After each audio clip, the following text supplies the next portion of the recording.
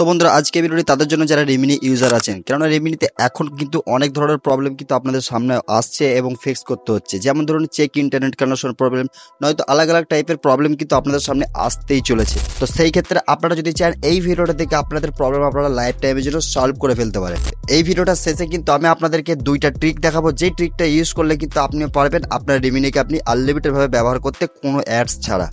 তো আপনারা যদি চান রেমিনি প্রবলেমটা কীভাবে সলভ করবেন, তো এই ভিডিওটি অবশ্যই আপনাকে ফুল মনোযোগ সহকারে দেখতে হবে। যদি ফুল মনোযোগ সহকারে ভিডিওটি না দেখেন তাহলে কিন্তু আপনি ইম্পর্টেন্ট জিনিসটা মিস করে যাবেন। যে ইম্পর্টেন্ট জিনিসটা যদি আপনি মিস করে যান তাহলে রেমিনিতে আপনার লাইফ টাইমের জন্য এইরকম প্রবলেম থেকেই থাকবে।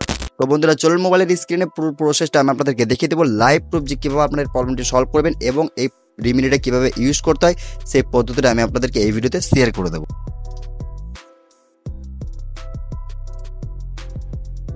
বন্ধুরা দেখেন কিন্তু আমি কিন্তু এখান থেকে ডাইরেক্টলি রেমিনি অ্যাপ্লিকেশনটাকে ওপেন করে নিয়েছি। অ্যান্ড ওপেন করে নেওয়ার পর আপনার সামনে কিন্তু আপনার গ্যালারিটা আপনার সামনে কিন্তু শো হয়ে যাবে। তো শো হয়ে যাওয়ার পর এখান থেকে যে ফটোসটা আপনারা ইনহ্যান্স করতে চান ওই ফটোসটাকে ট্যাপ করে নেন। অ্যান্ড আমি আপনাদেরকে এক্সাম্পল থ্রু যদি দেখাই, এখান থেকে একটা ফটোসকে আমি এখানে সিম্পল ক্লিক করে নিচ্ছি।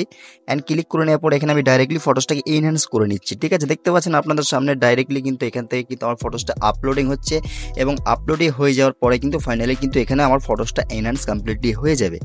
দেখেন এখানে কিন্তু কোনো রকম দিক্কত বা কোনো রকম প্রবলেম কিন্তু আমার আসলো না। আমার ইজিভাবে কিন্তু আমার ফটোসটা এনহ্যান্স হয়ে গেল এবং কোনো রকম দিক্কত আমার সামনে কিন্তু আসলো না। এবং সেই ক্ষেত্রে আপনারা যদি চান এখান থেকে নিচে যেই প্রসেসগুলো আছে, মানে face retouch, face enhancer, background enhancer, colour বগেরা সব কিছু আপনারা ইউজ করতে পারেন, সব কিছু ওয়ার্ক করবে। দেখেন এখানে কিন্তু আমি যদি কালারে ক্লিক করে দিচ্ছি, অ্যান্ড কালারে ক্লিক করে দেওয়ার পরে এখানে কিন্তু সমস্ত রকমের কালারগুলো আপনার সামনে কিন্তু ডিফারেন্ট কালার কিন্তু শো হয়ে যাবে।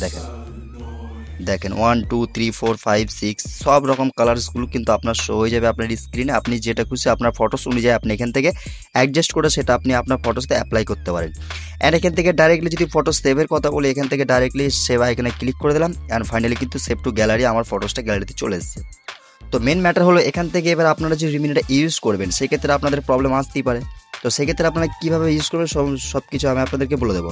তো সর্বপ্রথম আপনারা চলে আসবেন প্লে স্টোরে। অ্যান্ড প্লে স্টোরে আসার পর এখান থেকে আপনারা রেমিনিটাকে সার্চ করে নেবেন। ঠিক আছে, ডাইরেক্টলি এখান থেকে রেমিনিটা সার্চ করে নেবেন এবং ডাউনলোড করে নেবেন, ওপেন করে নেবেন। অ্যান্ড ওপেন করে নেওয়ার পরে দেখতে পাচ্ছেন এরকম কোনো আমার সামনে কিন্তু কোনো রকম প্রবলেম বা কোনো রকম দিক্কত কিন্তু আমার সামনে আসেনি।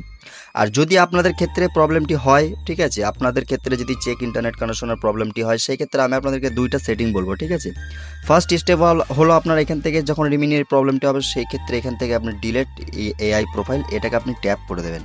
অ্যান্ড ট্যাপ করে দেওয়ার পর এখান থেকে ডিলেট এআই প্রোফাইলটাকে আপনি এখান থেকে ক্লিক করে দিয়ে আপনি এখান থেকে ডাইরেক্টলি ট্যাপ করে আপনি জাস্ট সিম্পল ক্লিক করে দেবেন।